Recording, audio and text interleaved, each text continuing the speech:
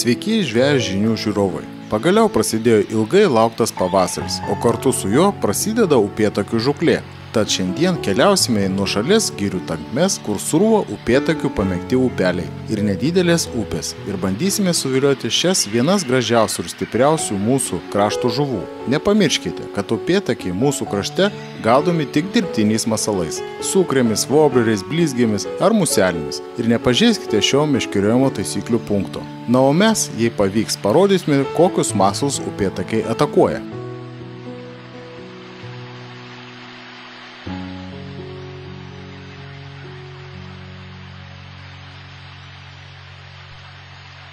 Paprastai upėtakių meškeriojimo sezono pradžia kovas, šiemet balandis. Tačiau nors reali sezono pradžia atėjo visų mėnesių vėliau, tačiau žūklės ypatumai tie patys. Kiekvienas bandęs meškerioti upėtakius jums pasakys, kad dažniausiai koja kiša nenuspėjama situacija. Atbrisi per pažliugusias pievas iki upelio, o jis išsiliejęs į lankas. Būtent su tokia situacija susidūrė žvejų žinių filmavimo grupė. Polaidis prasidėjo veržliai ir upės per vieną naktį patvino, todėl teko gana ilgai ieškoti upelio, kuriam vanduo dar nebuvo spėjęs pakilti virš normos ir kuriame galima buvo nuspėti upėtakių buveinės.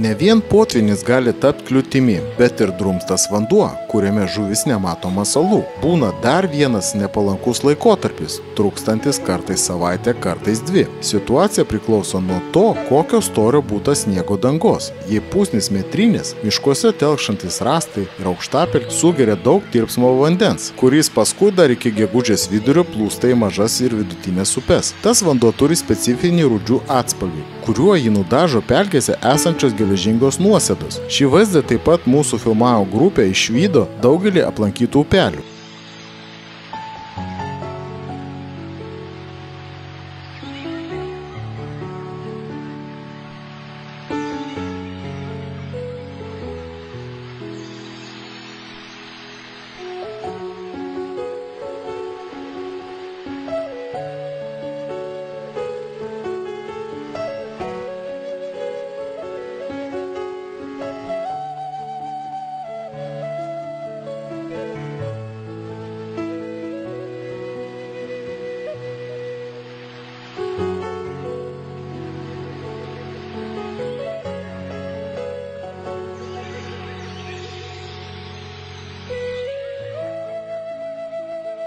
Nors rūdžių atspalvių vandenyje masalai matomi gana gerai, tačiau jame jie atrodo visai kitokios spalvos nei yra iš tikrųjų. Štai balti masalai tampa beveik raudonais, melsvi žalsvais, geltoni melsvais. Tokią metamorfozę reikia iš anksto numatyti ir turėti masalų, kurių rūdžių atspalvių vandenyje atrodo tikroviškiausiai. Tokiomis sąlygomis ypač tinkami juodi, auksaspalviai arba violetiniai masalai.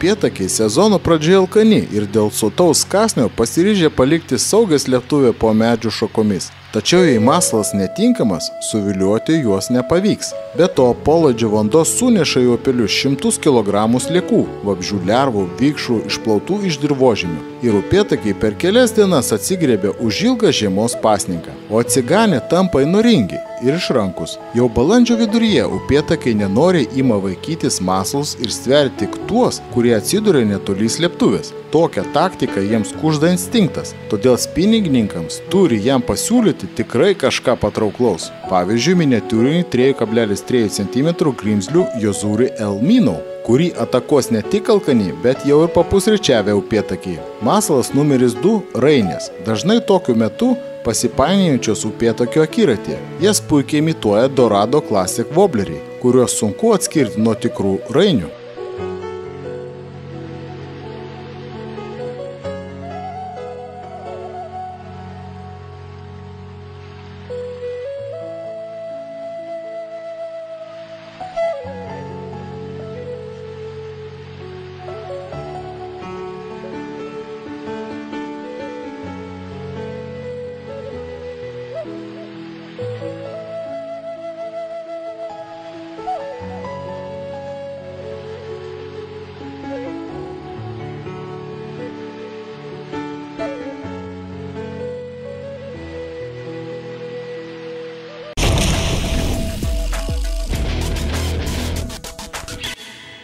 Mėly žiūrovai, jūs matėt, kad ne taip paprasta yra eiti, ieškant upėtakių slėptuvių palei nuošalius, miškų tankinėse pasislėpusius upelius, palei nedidelės upės vingiuojančias per tos pačius miškus. Ir savaime suprantama, kad tokiame žygyje yra labai svarbi upėtakininko ekipuotė. Pirmas dalykas, ką jūs matėte, tai, kad mes naudojam palyginti neilgus meškerykočius. Štai va tokį meškerykotį, kurį aš turiu rankoje ir kurio ilgis yra 1,85 m. Naudoti yra tikriausiai racionaliausias dalykas. Na, iki 2,1 metro meškerykočiai tinka taip pat. Bet vis dėlto patogesni per tankmę eiti, prasibrauti, galbūt įlysti tarp kažkokių tai 2 medžių, yra tokie trumpi meškerykočiai. Antra, jie turi būti šmaikštus. Aš dabar negaliu pademonstruoti, jo, sakysim, išlinkio arba šmaikštumo, bet jis yra vadinamojo fast tipo, kitaip tariant, labai šmaikštus. Faktiškai tokių meškerykočių, o čia aš rankose turiu Black Bull LRC, kormorano kompanijos meškerykotį, kurio užmetami 1,7 gramų masalai, o tai yra kaip tik tas optimalus masalų diapazonas skirtas upėtakių gaudymui nedidelėse upėse. Štai toks meškerykotis turbūt yra pats geriausias. Atkreipkite dėmesį į tai, kad nereikalingos ilgos rankenos. Matot, paėmėt, štai tiek, bet nesekėt dar pusės sprindžio iki alkūnės. Tie meškerykočiai yra labai praktiški, labai tokie skambus, gerai juntama yra masalo kontaktas. Jeigu su žuvim, taip tiesiog suskamba. Jeigu su kliūtim, visai kitoks toks duslesnis garsas. Šis meškerykotis pasižymi puikiom rezonaciniam savybėm. Štai dėl to jis yra toksai, pasakykim, priimtinas upėtakiui. Skaičius to didesnė rytė. 1000–1500 tai yra pačios mažosios rytės, sakysim, patys mažiausi modeliai, bet jie geriausiai dera ir svoriu, ir dydžiu. Prie nedidelių meškerykočių, prie nedidelių rankenų. O tai, kad jie turi būti greiti, aš manau, jūs patys suprantate. Rankose turiu Daiwa Excelerį S1500. Labai priimtinas modelis meškeriojimui. Tokiuose upelėse, kaip mes šiandien jums rodome. Kuo jisai geras? Geras greitis, labai puikiai kloja valą, kas irgi labai svarbu, nes dažnai tenka mėtyti prieš srovę. Masalas eina šiandien prie mažo upelio ir nori sugauti upėtakį. Žinoma, šita rytė yra šliukso klasės, brangi metalinių korpusų, taip jau, sakykime, ne vieneriem metam perkama, bet patikėkit, toksai įrankis atsiperka. Kadangi šiandien kalbam apie meškeriotojo įrankius, apie upėtakininko ekipuotę, tai reikia nepamiršti ir dar vieno labai svarbaus elemento – valą. Jeigu jūs kažkur tai literatūroje sutiksit, skaitysit, o gal ir pamatysit, jog kažkas tai meškerioja upėtakius spinningų, naudodamas pintą valą, nesekite to pavyzdžių. Vis dėlto valas vienagyslis, kurį dar taip liaudiškai, žargoniškai vadinam monofilamentiniu valu, lietuviškai gražiau skamba vienagyslis. Ką tai reiškia? Tai reiškia, kad ne tik tai meškerykotis padeda jums gesinti upėtakį, o jis, patikėkite, yra sportiška žuvis, puskilograminis upėtakis gali parodyti tokių piruetų, kad tiesiog stebėtina, kad tokio dydžio žuvis turi tiek jėgos. Tai vienagyslis valas padeda gesinti žaliukus. Suprantama, kada jau atsiduriam prie vandens, visada iškyla pats svarbiausias klausimas. O kągi užmesti į vandenį, kad suviliotum upėtakį? Voblerius, kuriuos mes naudojam, Jozuri, Dorado modelius, jūs matėt esmės. Bet aš norėčiau paminėti dar vieną svarbų dalyką. Nepamirškit pasimti cukrų. Cukrės ypač praverčia, ne tik tai srauniuose vietose, kur vobleris kartais dirba, pernelyg agresyviai, sakykime taip. O kadangi meškeriuot upėtakius reikia agresyvaus žaismo vobleriais, nes jie labiau tinka tam reikalui, geriau provokuoja upėtakius, tai suprantama, kad reikia turėti masalą, kuris jums tiks, srovėje, tokioj sraunioj vietoj, kur stipri tėkmė, žais taip, kad galėtų pakeisti ten voblerį. O taip pat kai kuriuose sekliuose vietose, sakykime, yra kažkoks duburėlis, bet reikia užmesti už to duburėlio, už jo yra seklumėlė. Tai tas masalas, kurį tokiuose situacijose panaudojat, yra cukrė. Tai aš labai dažnai naudoju asmeniškai Aglija TV. Kodėl? Šita cukrė pirmiausia yra iš Aglija cukrų genties ir skleidžia labai stiprius virpesius. Netgi slėptuvėje, gilioj slėptuvėje tūnantis upėtakis jos junta ir paprastai iškiša bent jau galvą pasižvalgyti. Pamatęs masalą, jisai jį, žinoma, arba vejasi, arba ne.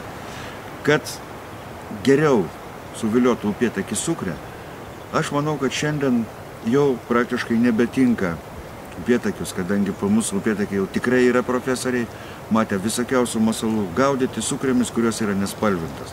Tai ar grinai sidabrinės, ar grinai auksinės, ar grinai varinės spalvos. Aglija TV spalvinimas tai yra tokia boružėlė, kažkokia tai vabalo imitacija ir labai puikiai tinka visiems nedideliems upeliams. Sprendžiant iš visko, kadangi man teko pagauti daug upėtakių šitais masalais, šitomis cukrėmis, sprendžiant iš visko, jis imituoja kažkokį tai vabzdį, galbūt vabzdžio lervą, sukelia kažkokią tai iliuziją ir upėtakis puikiausiai vejasi tokį masalą.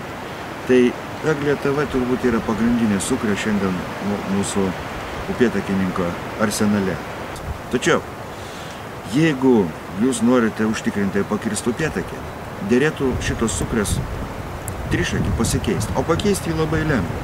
Šita cukrė yra sukonstruota taip, kad jūs atsukat svarelį, o štai taip, ir ištraukiat ir pakeičiat trišakį, sakysim, vienu numeriu mažesniu. Kita vertus, tas, kas nenori to daryti, taikosi tik į labai stambų upėtakį, gali meškerioti ir taip. Be to, pasinaudoti šitą Aglija TV cukrų privalumu galima ir kitų klausimų. Sakysim, jeigu jūs norėsit, čia pakabinti trišakį su muselė, pakabinti vienšakį su muselė, galbūt prijungti trišakį, gal muselių tandemą. Yra įvairių versijų.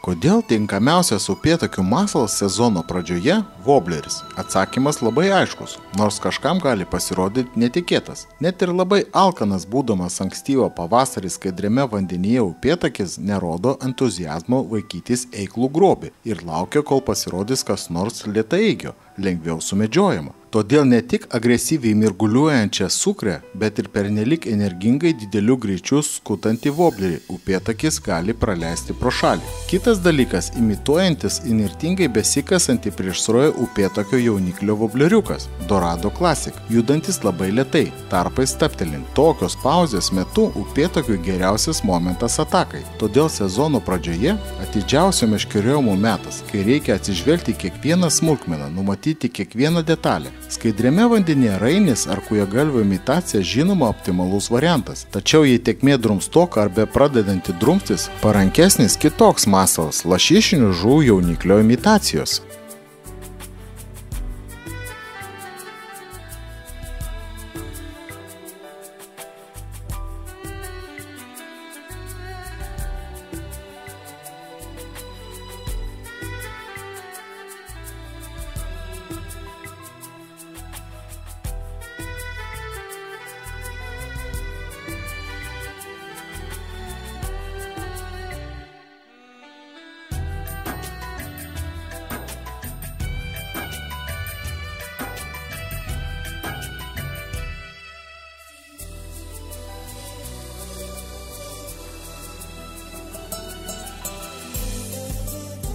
Kodėl toks pasirinkimas? Jis paremtas situacijos ypatumais. Pasibaigus polaidžiui upėtakiams teks iš naujo ieškoti vietos po saule. Didesni ir stambesni upėtakiai užims geresnės slėptuves, o mažesniems atiteks tas, kas liko. Tad masalo pasirinkimas paremtas nuožmios konkurencijos tarp upėtakių sąlyga. Taškuoti modeliai imituoja konkurentus – lašiažuvių jauniklius. Taškuoti modeliai imituoja konkurentus – lašiažuvių jauniklius, kuriuos stambesni giminaičiai tuoj pat veja šalin, o vydamas taikosi įkasti ir pamiršta atsargumą. Apžioja voblerio gale vinguriuojantį paskui masalą trišakį. Šiuo metu tinkamiausia neutralaus plūdurumo arba lėtai grimzdantis modeliai. Tačiau meškeriojimo sąlygos įvairiuose upeliuose ruožuose labai nevienodos, todėl tik su minėto tipo modeliais neišsiversite.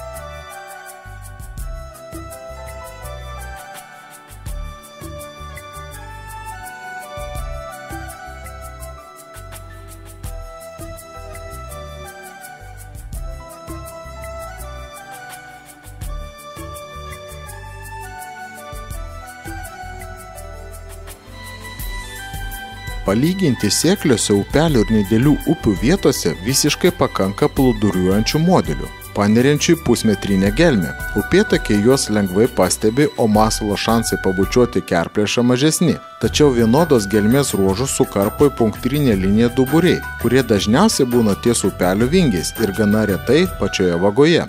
Joje duburiai susiformuoja už išvartų medžių, kelmų, atsidūrusių vagos viduryje, didelių akmenų, o tamsią duburio gelmę sunku panardinti nedidelį voblerį, jei jis nėra grimzdantis. Šio tipo vobleriai vadinami grimzliais ir yra vieni parankiausių masalų vilioti upėtakius giliuose upių ruožuose ir duburiuose, kuriuos apeiti būtų nedovanotina klaida, nes ten dažniausiai slepiasi stambiausi egzemplioriai. Grimzlius greitai pasiekia reikiamą gelmę ir vos trukteltas ima apetitiškai vinguriuoti palei dugną.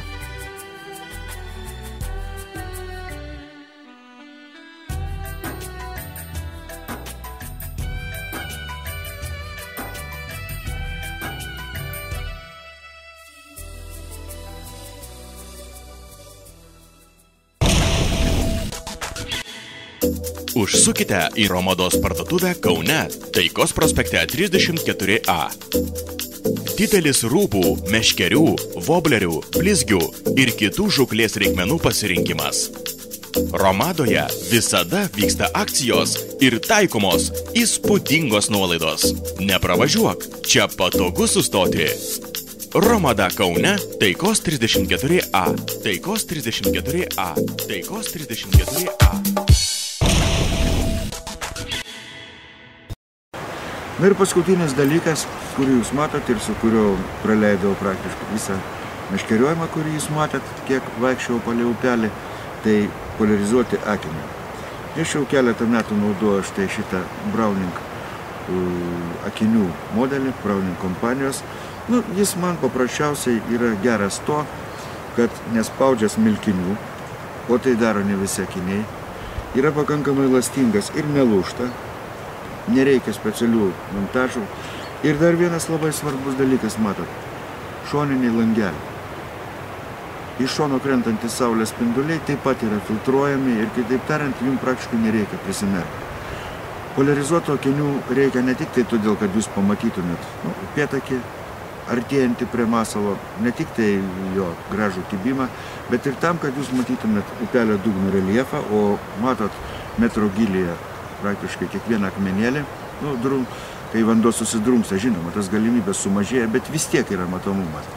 Ir be to matot visas kliūtis, kelmus, kerplėšas, kažkokias tai iš dugno įsikišusias šakas, dar visko gali pasitaikyti. Juk žinot, kad upeliai, kurie teka per natūralias vietas, jie yra tiesiog užšlemšti įvairiausiais dalykais. Taigi poliarizuoti akiniai suteikia daugiau galimybių jums išsaugoti masalus ir parinkti tinkamą vietą tos masalus užmesti. Štai tiek, galbūt trumpai patarimų, o svarbiausia nepamirškite. Geros aprangos, geros avalynės, kurią galbūt irgi galit gauti Romados parduotuvėse pasikonsultavę su pardavėjais. O avalynę rinkitės tokią minkštapadę, kuri leistų jums vaikščioti labai tyliai. Nerekomenduočiau ilgų guminių batų, rinkitės šiandien jau Gore-Texinę avalynę. Ji gali būti iki kelių, gali būti pusę blauzdos, bet vaikščioti su tokiais batais, patikėkite, yra daug patogiau, daug geriau ir daug tyliau. Upėtakiai gerai girdi mūsų žingsnius.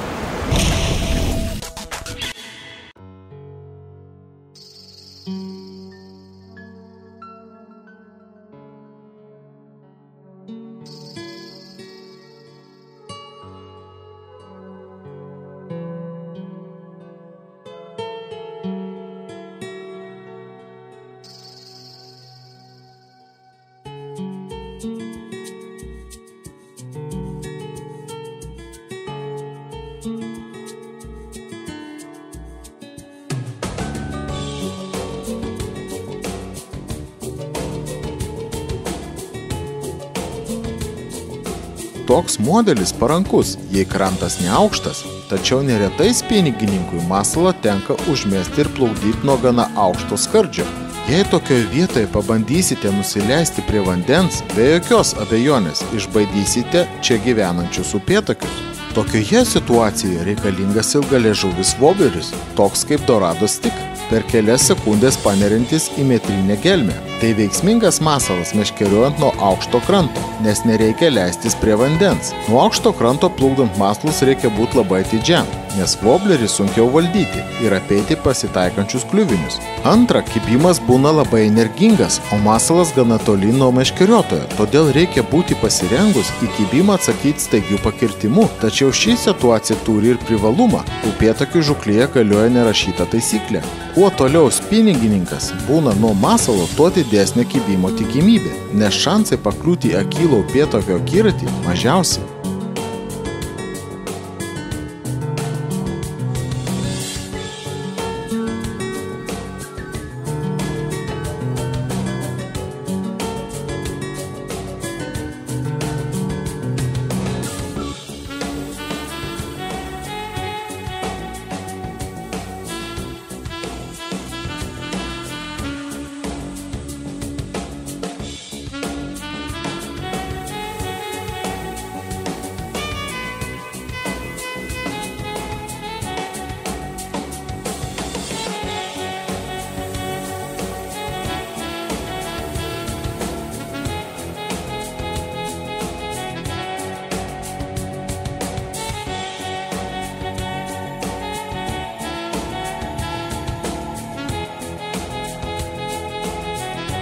Jau minėjome, kad pradėjęs upelys plūsti rudžių spalvos vandeniui, reikia labai atidžiai parinkti masalo spalvą. Todėl masalinėje, greta tamsių ir auksaspalvių woblerių, reikia turėti ir šviesiomis pastelinėmis spalvomis margintų bei reiksmingų geltonų raudonų modelių, kurie taip pat dažnai būna veiksmingi rudžių spalvos vandenyje. Tačiau vienokios ar kitokios spalvos masalų panaudojimas lemia ne tik vandens spalva, ir skaidrumas, bet ir meteorologinės sąlygos. Dažnai abu šie faktoriai drumstokame vandenyje saulėtą dieną upėtakiams labai patinka gintaro spalvos masalai, tokie kaip jezūris slavko bagai. O apniukusių orų dažnai puikiai pasirodo veiksmingi balkšvi arba rausvi modeliai. Apniukusiam orui taip pat labai tinkami įvairūs taškuoti modeliai. Jei saulėta ir su pragiedruliais, dažnai drumstokame vandenyje puikiai veikia sidabraspalviai vobleriai, imituojantis nedidelės aukšlės. Kai vanduo nuskaidrės ir nuslūs iki įprastinio lygio, patartina upėtakius vilioti vien tikroviškomis žuvelių, vabalų ir net dėlių imitacijomis. Viskas, kas nepanašu į realius atitikmenis gamtoje, upėtakiai praleidžia pro šalį.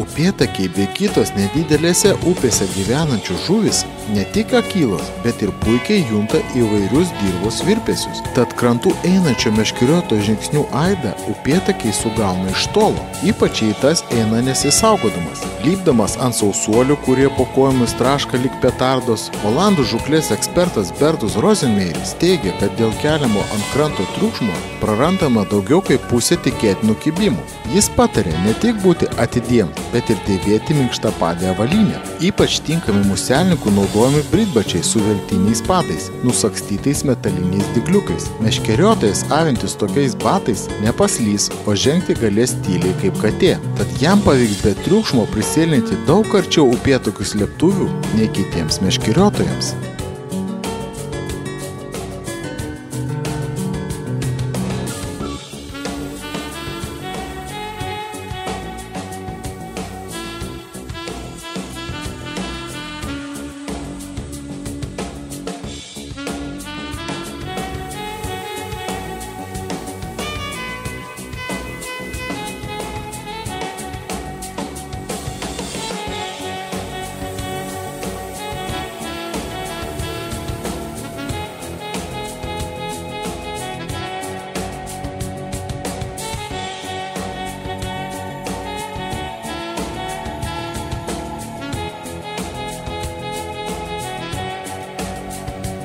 Per dieną upėtakius viliojantis meškeriotojas nužingsniuoja ir 10 ir daugiau kilometrų, todėl į tokį žygį geriausia leisti su kuo mažesniu bagažu.